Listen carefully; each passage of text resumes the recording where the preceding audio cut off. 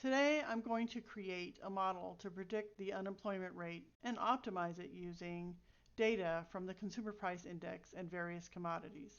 I will explain how this works momentarily, but first let's explain the unemployment rate.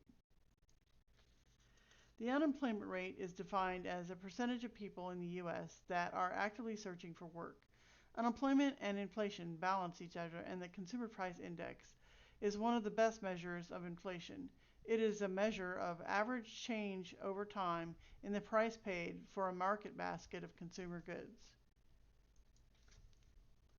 My dataset is a combination of three datasets: unemployment, CPI, and gold and commodities over a period from January 1979 to July 2021.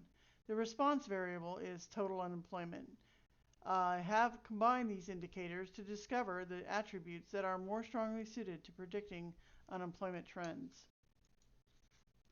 This is a correlation chart of my variables.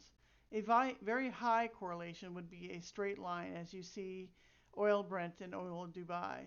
Sugar has a high correlation with gold, oil, and coffee and sugar are also more highly correlated with unemployment than with oil or gold, although this may not show the lag correlations.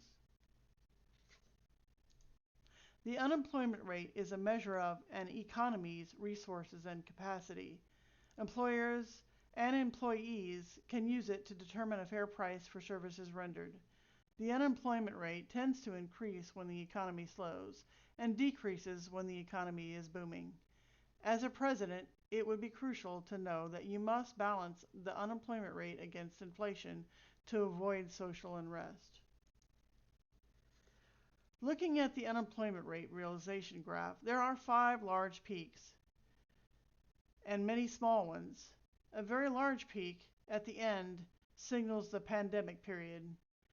The autocorrelations are very slowly damping, and this, plus a realization graph, indicates possible non-stationary data.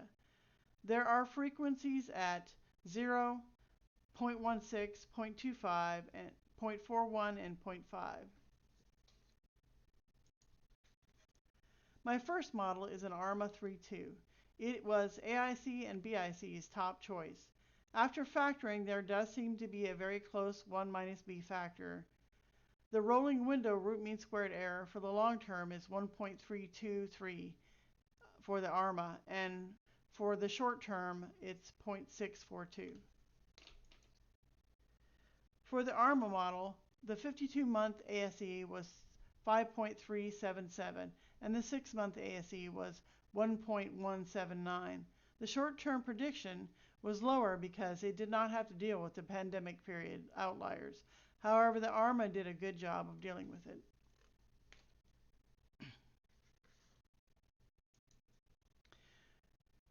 For the ARIMA model, I overfit the unemployment data and saw evidence of a seasonal model and possibly a 1 minus b factor.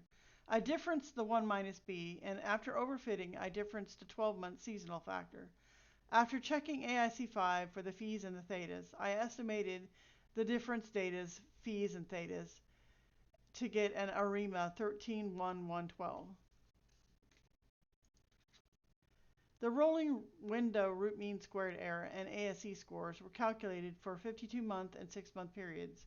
The short-term periods were better at predicting, possibly because of the long-term predictions, having to manage the pandemic era data. The VAR model uses all of the variables. It is multivariate. Here we check our VAR model with 52-month and 6-month predictions from the past and their ASE scores. The short-term ASE score is the best so far.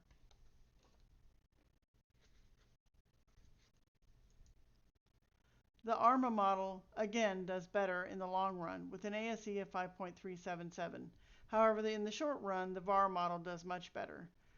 I hypothesize that the extra variables help the VAR model be more accurate in the short future. However, the large jump in unemployment around 2019 cannot be adequately forecast as it is somewhat of an outlier.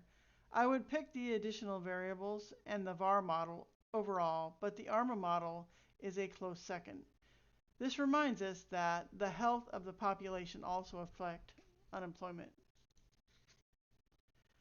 This is a plot of the neural network MLP model. As you can see, it has 299 inputs and 5 hidden layers.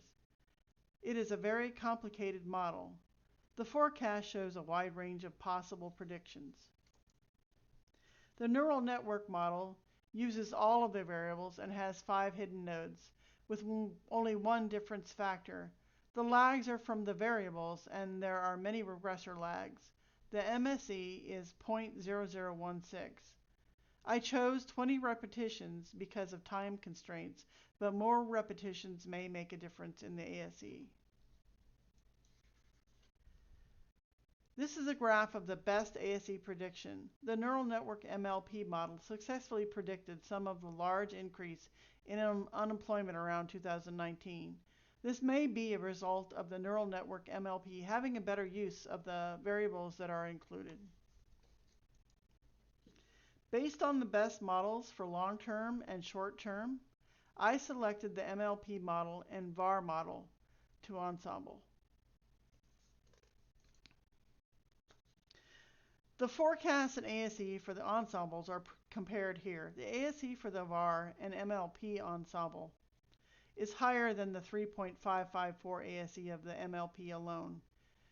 The ASE for the ARMA and MLP ensemble is also higher than the MLP alone. However, it is lower than the VAR MLP ensemble.